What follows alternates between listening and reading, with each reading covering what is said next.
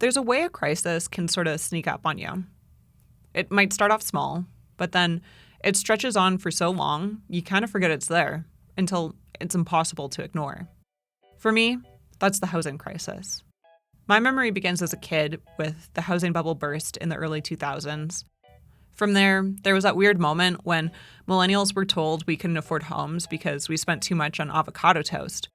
But fast forward to now, and Canada has one of the most expensive housing markets in the world. You don't have to look far to see it. Cities across the country have had a rise in visible homelessness, and 1 in 3 Canadians report being worried about affording housing in the coming months. While this housing crisis has, understandably, been framed around the shortage of affordable housing, there's another side that often gets overlooked: the shortage of accessible homes.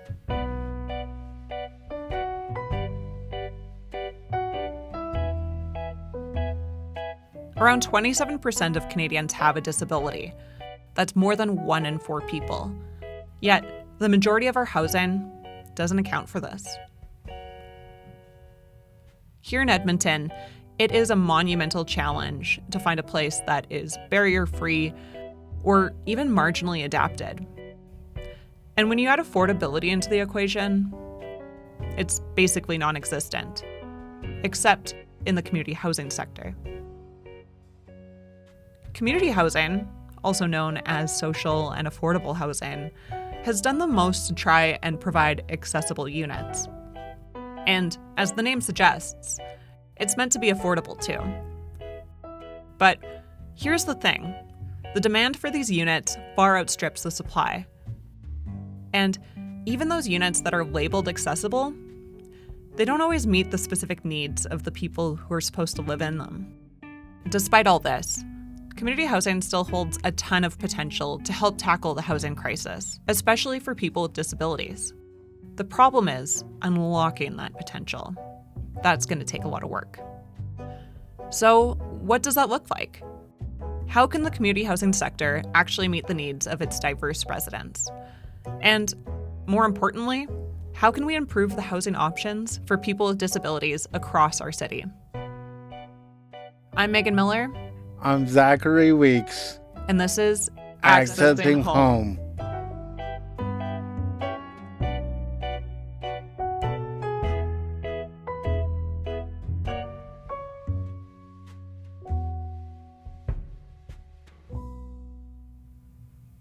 I learned the importance of accessibility pretty early on. My mom's a nurse and my dad sells medical equipment. So growing up, I spent a lot of time after school rolling around in wheelchairs and driving scooters in the store parking lot. But also, my parents have had their own challenges. Injuries, including double broken wrists, knee replacements, hip replacements, and other changes that kind of come along with age.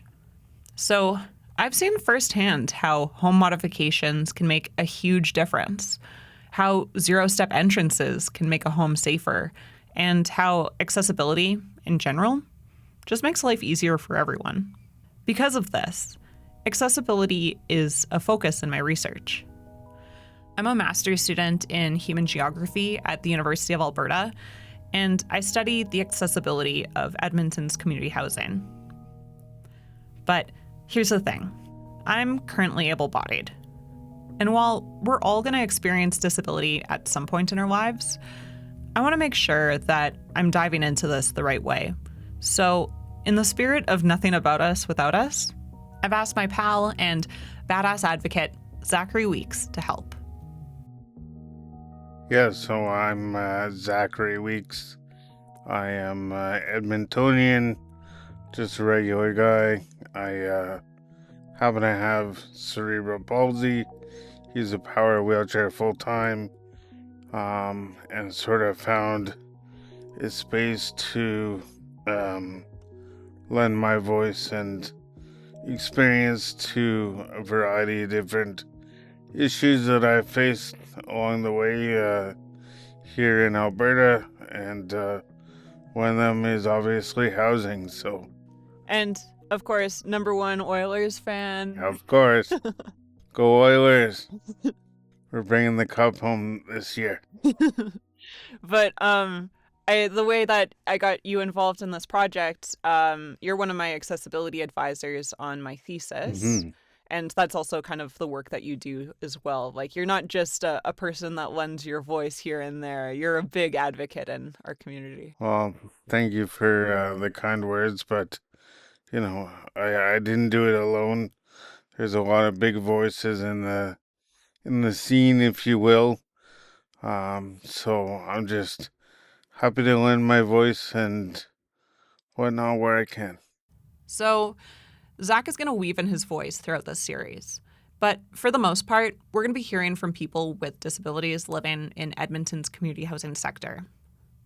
The truth is, when we talk about accessibility, it's the people who are living in these spaces, day in, day out, who are the experts.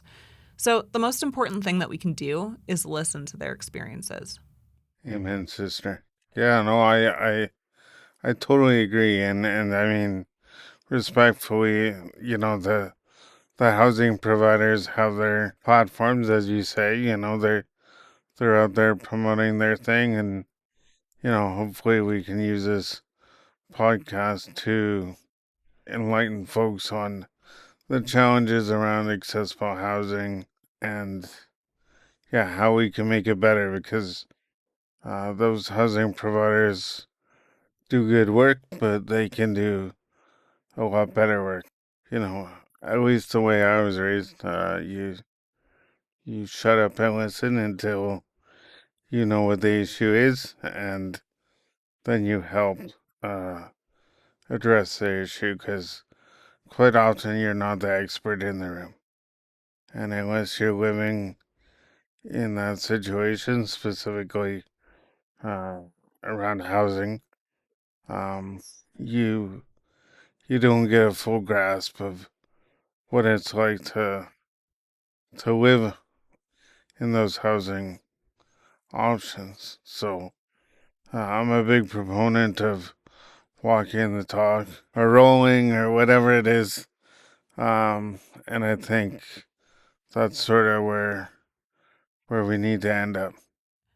And another quick note. My research and this podcast focus specifically on people with physical and or sensory disabilities. So that doesn't cover the full spectrum of disability. There's a lot more to the conversation, and we don't want to pretend that this is by any means the whole picture. You got to start somewhere, and honestly, in my experience, the physical disability piece when it comes to housing is the hardest to accommodate, just because, you have to have so many extra layers to access.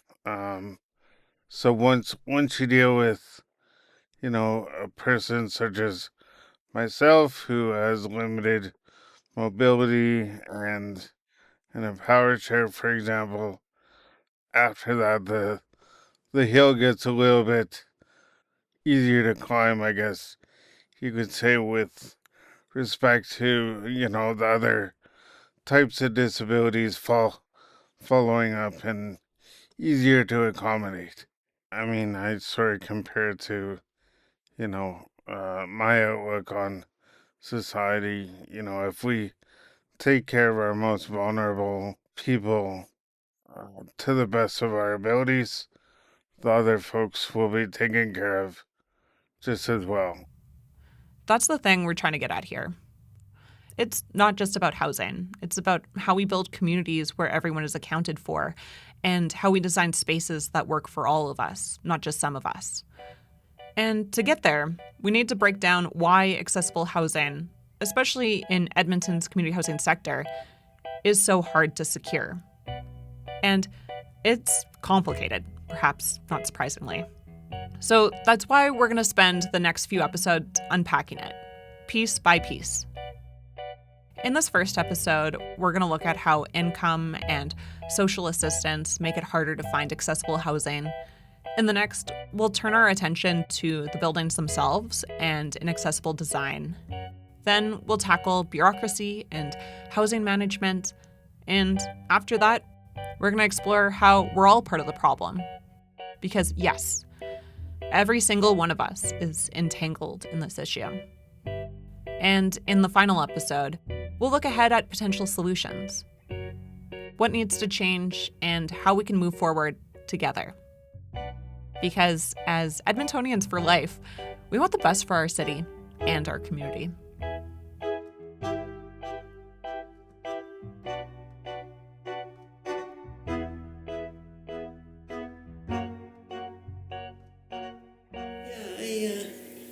When I was in university, I lived in an old house right by the University of Alberta, and I shared that with 6 other people. So that was my first introduction to cooperative living. This is Karan Smith. I spoke with her at her home in Art Space Co-op. When I visited her, it was kind of an active construction site, so the audio quality is a little off. Anyway, Karen's been a resident since the building opened in 1990, and she moved in to accommodate her disabilities. I have a couple of disabilities. I was born with spina bifida, and I also have Parkinson's disease. I moved into Art Space because I was not able to walk upstairs in the old house. So I moved into Art Space because they have a program here that offers support services for the people that live in the adapted units. So 1/3 of the units are adapted for and used by people with disabilities. And then if you need assistance with something, like when I first moved in here, I was walking with crutches, and I got around pretty good, so I didn't need much help. But as I got older and then I got Parkinson's, it became necessary for me to get some help where I live. And so we have a program here where we essentially share the services of a SAIL, which is the name of the company, so that we can all live here and get the help we need on a 24-hour basis. SAIL stands for Support for Art Space Independent Living, Inc. It's a program supported and funded through Alberta Health Services, and it does what the name suggests. Help members who would otherwise not be able to live on their own live independently. So healthcare aides might provide assistance with daily activities like personal care, meal prep, laundry, light housekeeping. The list goes on. And it just makes it possible for me to live in the community. Whereas 30 years ago, when I moved in here, there was nothing out there available for me in this state. I would have ended up in a nursing home at the age of 30, which would not have been fun. So this was a new thing back then, and I think it's really the best place to live. I really like the combination of the supports and the living space. It makes everything really good. Yeah, I'm a real strong supporter of cooperative housing. Karan was actually part of the building committee of Art Space, and she and others helped contribute to its design to help make it more accessible. I became involved in the building before the building was here. So I was involved in the building committee, where we figured out what we would need to make it more accessible.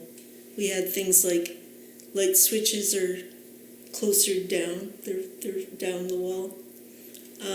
Electric plug-ins are up, so you can reach them from a seated position. And the closets are, the bars are lower, so you can put things in and out of the closet easily. There's cutouts under the sinks so that you can get right up to the counters in your wheelchair. And when we built the place, it didn't cost any more to put those additions in. I think we should actually get builders to build them so that they're usable by people in wheelchairs. Because when it comes to actually doing the process, it's easier. We really did a lot of research to try and figure out what we needed. We didn't know because this didn't exist before. ArtSpace is a kind of unicorn when it comes to housing for people with disabilities. It's one of a few buildings in their city that blends accessible design with independent living supports. There's actually 2 other buildings that do the same, Abbey Road Co-op and Creekside Condos. Together, the 3 of them are sometimes called the Triad. But the main thing is that they're all outliers in our housing landscape. I mean, take something as simple as step-free entrances. How many places don't have them? If I think about my own circle of friends and family, I can count maybe 2 places that don't, and they're long-term care facilities. Yeah, so that's very elementary in terms of what accessibility is. And to be fair, it's a very fluid definition, right? Even within the disability culture, the community, we always have this conversation of, well, what is accessibility? The way I view it is meaningful access, right? So what is meaningful to that individual to achieve independence? And that's where things get complicated. Because even if we agree on what accessibility should look like, the process of finding a home that matches those needs, well, that's another challenge. So to clarify, I guess the process is that there is no process. In Edmonton, there's no registry for accessible housing as one might think, oh, I need an accessible home. Let me hop on Google and see. So, what might be listed as wheelchair accessible is not wheelchair accessible.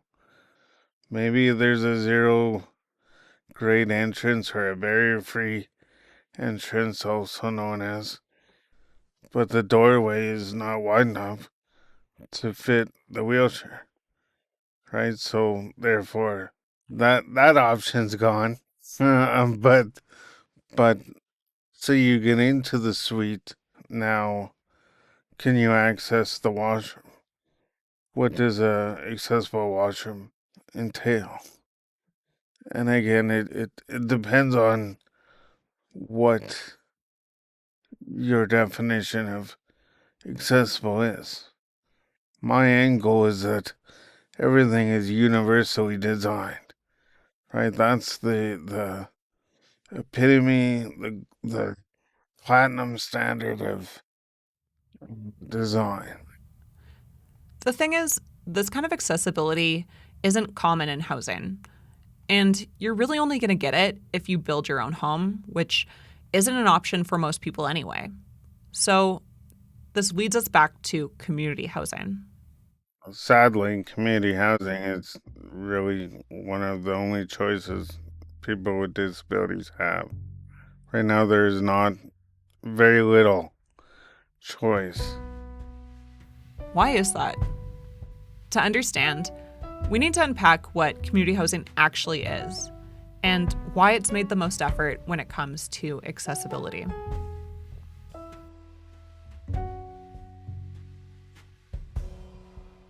In Canada, we have about 66% of households that own their own homes, so those are the homeowners. We have about 30% of households who rent in the private market sector and pay whatever rents the market demands. And then the remaining 3.5 to 4% is the community housing sector. So if you're not a homeowner and you're not in the private rental market, pretty much by default you're in community housing. This is Dr. Damian Collins. I'm a professor of human geography at the University of Alberta. I'm also the director of Community Housing Canada, and I am your master's co-supervisor. Yeah, that is true. I guess to get started, I just have some general questions about community housing. First off, what is community housing? The term especially. Tell me about that. Yeah, so the way we introduce this is we say that community housing is an umbrella term. So that means that it includes a lot of different categories of housing. I think the National Housing Strategy really brought the term into focus.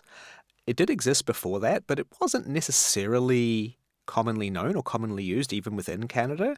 And so, yeah, the National Housing Strategy, when it was released in November 2017, kind of really clearly laid out that these different types of non-market housing were going to be known as community housing. So Damian explains that there are three main types or subcategories of community housing. This includes social housing, also known as public housing, which is owned by governments or nonprofits and provides rents geared to the income of the tenants. This type is primarily associated with lowest income earners. The second is affordable housing, which is offered on a nonprofit basis, often with rent that's reduced by 10, 20, or even 30%. And the third broad category is housing run by cooperatives, aka co-op housing. What distinguishes all the different types of community housing is that they run on a not-for-profit basis. So there's no profit motive and there's no profit included in the rents or in the prices that people pay. So there right off the bat is one of the most important savings.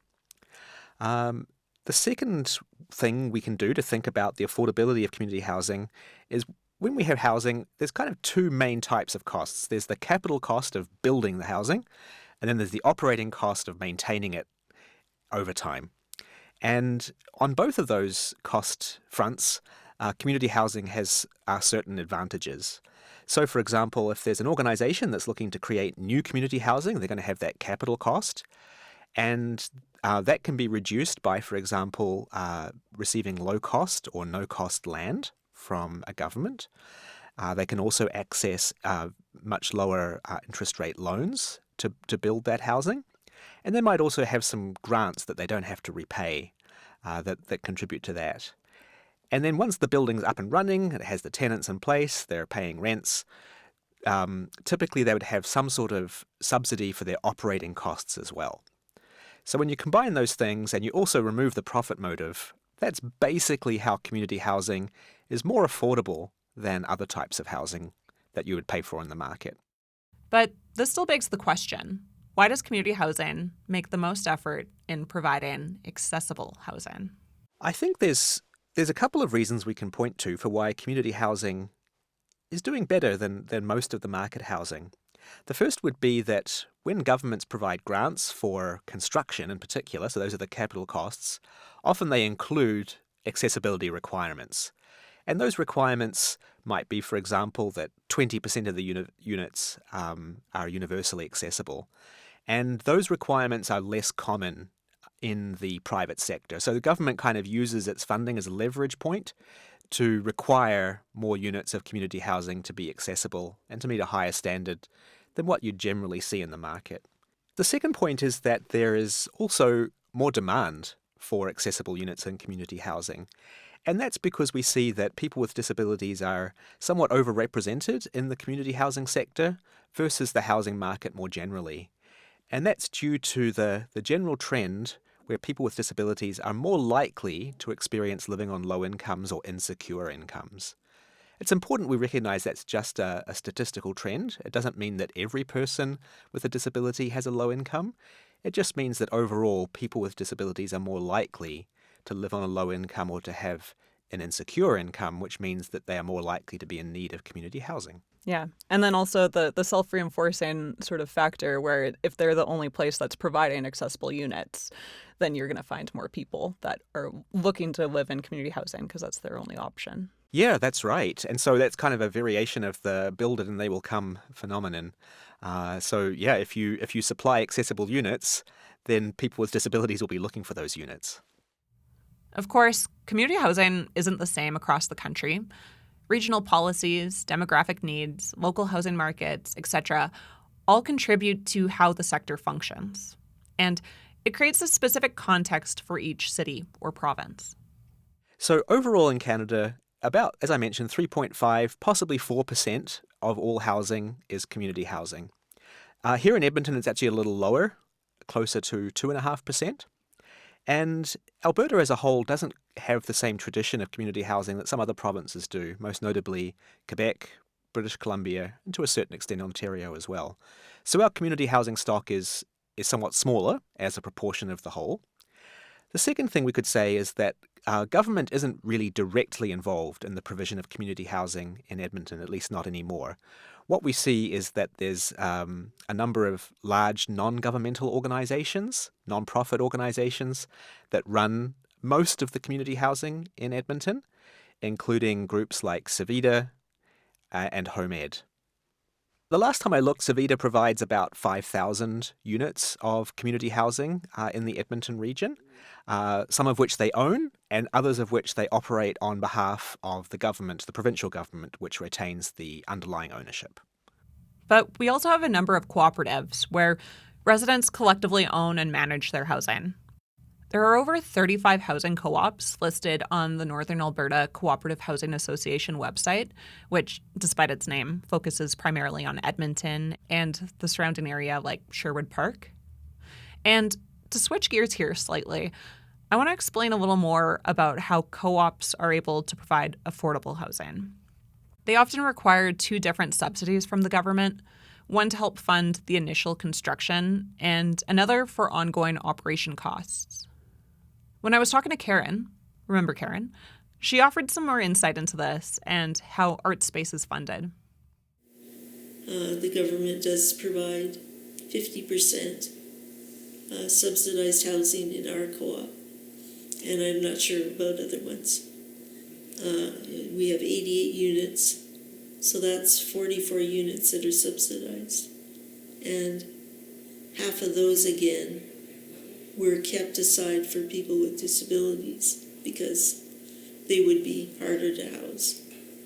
And it was supposed to be, it's called ArtSpace because it was supposed to be like an artist community. In order to get the government subsidies, you had to offer something to get the government to put the money into it. Mm-hmm. And we decided that that would be accessible housing because there's such a lack of it.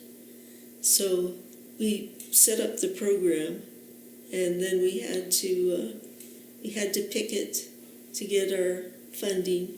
Our first $100,000 was given to us by Nancy Betkowski way back 30 years ago.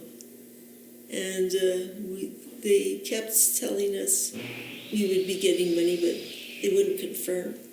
So we devised a scenario where we carried this coffin across the high-level bridge to the legislative grounds and threw our hopes and dreams into the coffin.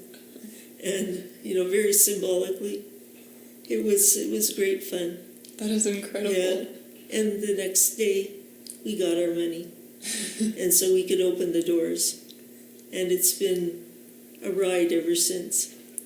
Yeah. The coffin, we had to make one because I just thought I could borrow one. But no, they don't do that. So we made one. And for probably 10 years after that, it served as my coffin table in my apartment. Amazing. So it was a lot of fun. Listeners, I have tried to find a photo of this coffin. Unfortunately, none exists. But I did come across an article from the Edmonton Journal that describes the funeral protest. And it features a photo of the late Ken Thomas with his nephew on his lap, dressed as Superman. They're holding a sign that says ArtSpace plus home care equals independence. It's pretty cute. But I think the takeaway for all of this is how it's not just accessibility that's important, it's the affordability too.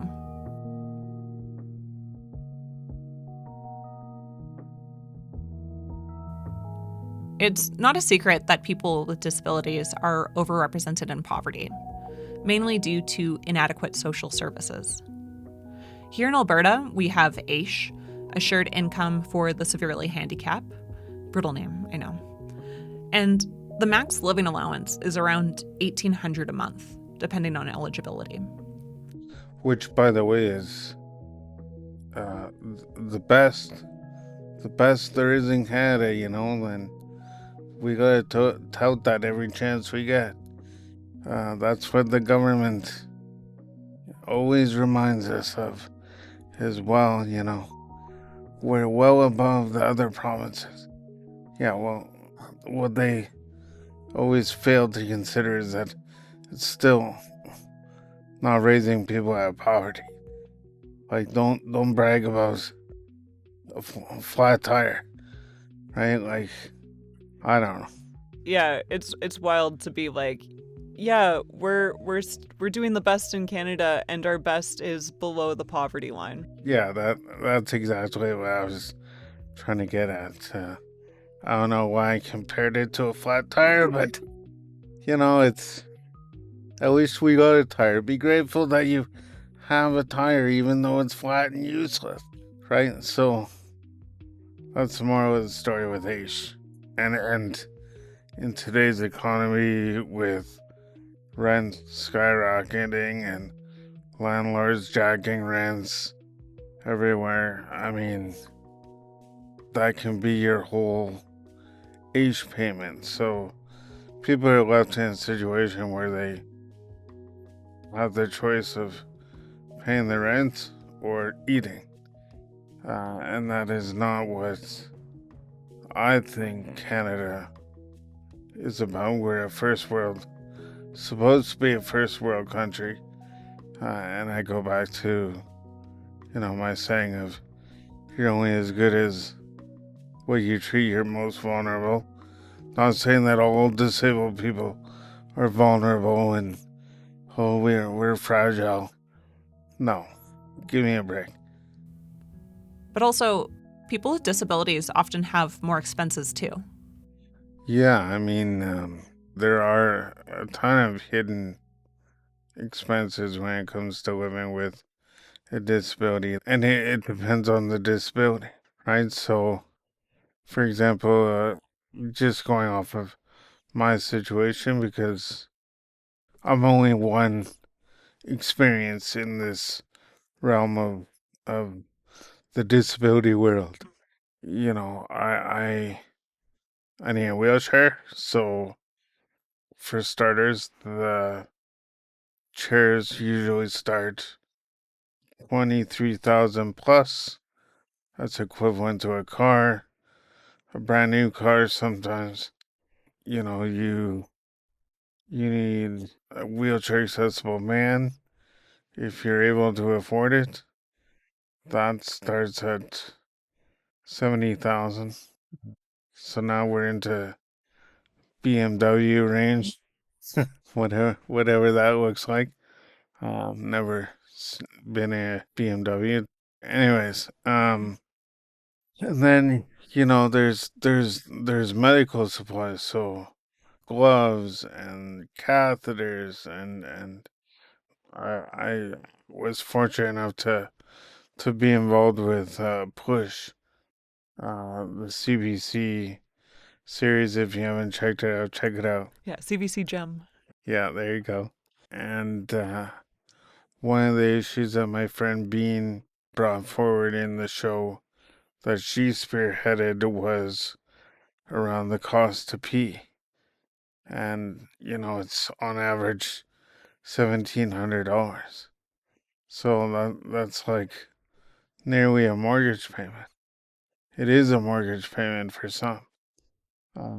And by the way, the government only at that time give you one catheter a day, I think it was, or something like that. So you're reusing the catheters, which is not hygienic. That causes more health issues. And then there's incidentals, so wheelchair repairs. It's like maintaining a car, right? So And again, this is just my experience with disabilities. Other people have more expenses, depending on their needs. So All of this, again, means that people with disabilities have very limited budgets when it comes to housing, even when they might have access to subsidized rent. I guess in terms of like me speaking, is there anything that I can do to ensure that your hearing aid works? So Just as long as you keep looking at me when you're speaking so I can see your lips. Okay, sounds good. I wish I knew how to do lip reading. I'm sure It's difficult, especially with murmurers, or the ones that murmur or mumble, or when they keep turning their faces away from you and like, what the heck are you saying? Look at me. This is Skyler Morgan. I am 44-year-old trans mother and grandmother. I also rescue animals and rehome them to find better homes. I also fight for disabled rights, and I fight for low-income housing because I am low-income. I also fight for trans rights because it's a horrible world we live in nowadays. I have severe sciatic nerve damages, fibromyalgia, a bunch of chronic conditions. I became disabled because of my domestic violence. I was protecting my child, and I got in the way of my ex going after my child, and he got me instead. But I much rather have it that way anyway. Skyler and her son Ryan started living in Savita 7 years ago. I'm here because I need to be here. You know, I can't afford an apartment on my own with my thing. And definitely nowadays, apartments are like $1,200. That would take every last cent I have. Every last cent. I would have like $300 left for everything else. I spoke with Skyler back in early 2024, just after AISH was reindexed, thus the slightly different numbers she gave. And I spoke with her at her place, which is a 2-level split, with the bedrooms and only bathroom upstairs. And to put it very lightly, stairs are not ideal for someone with mobility issues. Even on the best of days, it's a challenge for Skyler. There's too many stairs in this complex. And, you know, when I can't walk, do you know how I get up there? I slide all the way up. I have to slide, crawl, and it's not great. And my leg goes dead a few times a year. We'll discuss Skyler's home more in a future episode.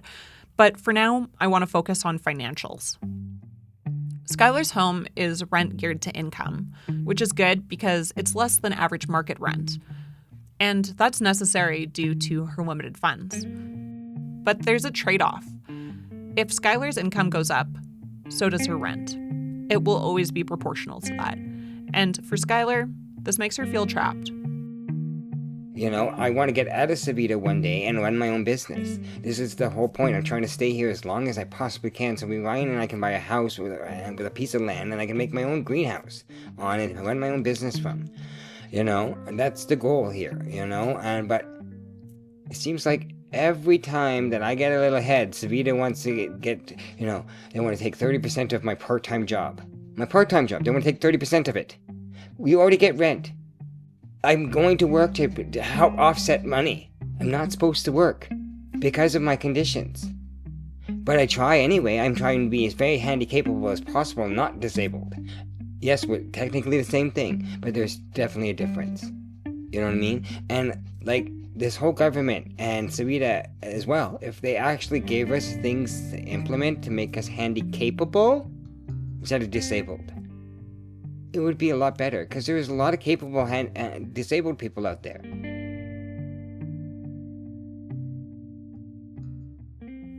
I think there's this idea that people paying rent geared to income are somehow getting a break. Like, because their rent is subsidized, they have more money to spend on other things. But I want to point out that to even qualify for subsidized housing, you have to be really low income. And even though your rent is cheaper, that doesn't necessarily mean that anything else is. Basic living expenses like food, transportation, healthcare can all still be a struggle. And sure, all of this is context dependent. But what I really want to get at here is just the issue of affordability and accessibility and how they have to go hand in hand. Because people end up putting up with inaccessible or inadequate housing because it's all they can afford. It's not that accessibility isn't important. It's just that when it comes down to it, you're forced to make a choice. Either get by with what's available or struggle to stay in a place that you can't afford. Neither is a good option. Affordability is an aspect of accessibility. They're interconnected. And community housing is where these two concepts are meant to align, at least in theory. But in reality, it's not guaranteed. And sure, community housing has done more than any other sector, but there's still a lot of issues, especially when it comes to the buildings themselves. Next time, we'll look at the physical barriers to accessibility.